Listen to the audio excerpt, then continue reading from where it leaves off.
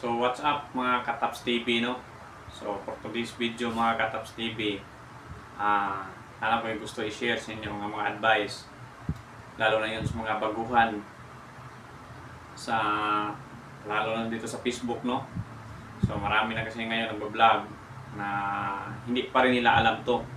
Kaya bago nating lahat na isabi ko sa inyo lahat mga Kataps, subscribe sa ating YouTube channel, palike naman at saka share para marami pang makakaalam sa mga bago ngayong idea.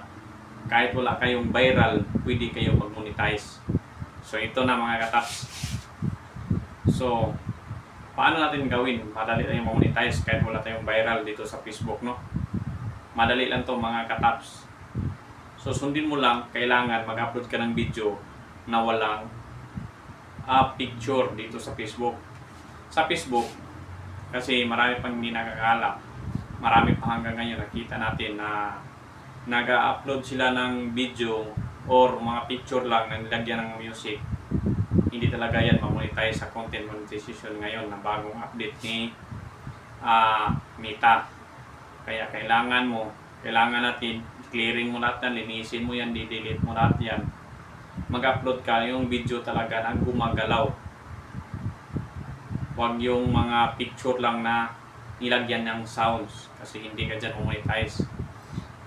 Meron akong pinsa na profile, ginagamit niya yung profile na naka professional. So yun, na-monetize siya sa content monetization. Wala siyang viral. So ngayon, sinubukan ko rin yung sa akin, matagal na rin. Hindi din siya na-monetize kahit may viral na nga. Sinubukan ko yung binura kasi meron din akong na-upload na picture na may music lang.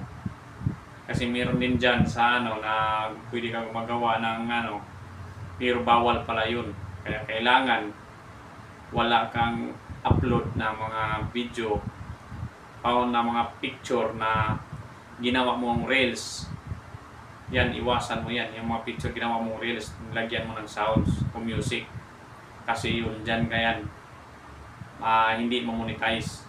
Kahit ilang taon ka dyan, iwan ko lang yung iba, yung na-monetize na pwede siguro makagawa ka ng ganyan. Pero yung hindi ka pa na-monetize, wag mo na yan gawin para makaiwas ka sa restriction ni Meta at madali ka din mambitahan ni Meta sa content monetization. So sundin mo lang lahat, panoorin yung sinasabi natin, gawa ka ng original video na puro talaga video, walang picture, yun i-upload mo sa reels mo, tsaka sa long form video, sa in-stream ads, at mga picture, yung picture lang talaga, yun lang i-upload mo, huwag mo yan gawin ng reels. Kahit may nagsabi yun si Facebook na pwede mo yan gawin ng reels, 3 picture, ganyan, huwag mo yan gawin. Kasi dyan ka hindi monetize. Kasi sinubukan ko na rin yan. Ginawa ko rin yan.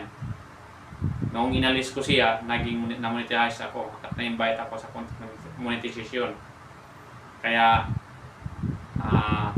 ito advice ko sa inyo, huwag niyong gawin yung mga ganyan na mga video sa reels. Gawa kayo ng video talaga na gumagalaw kayo kahit anong video. Yan, posibleng monetize kayo kahit wala kayong viral. So yun lang, abangan naman yung sunod natin dito sa YouTube channel natin. So palike and share mga Kataps. Maraming salamat sa inyong lahat at sana may nakukuha kayo na kalaman dito sa share natin. Maraming salamat.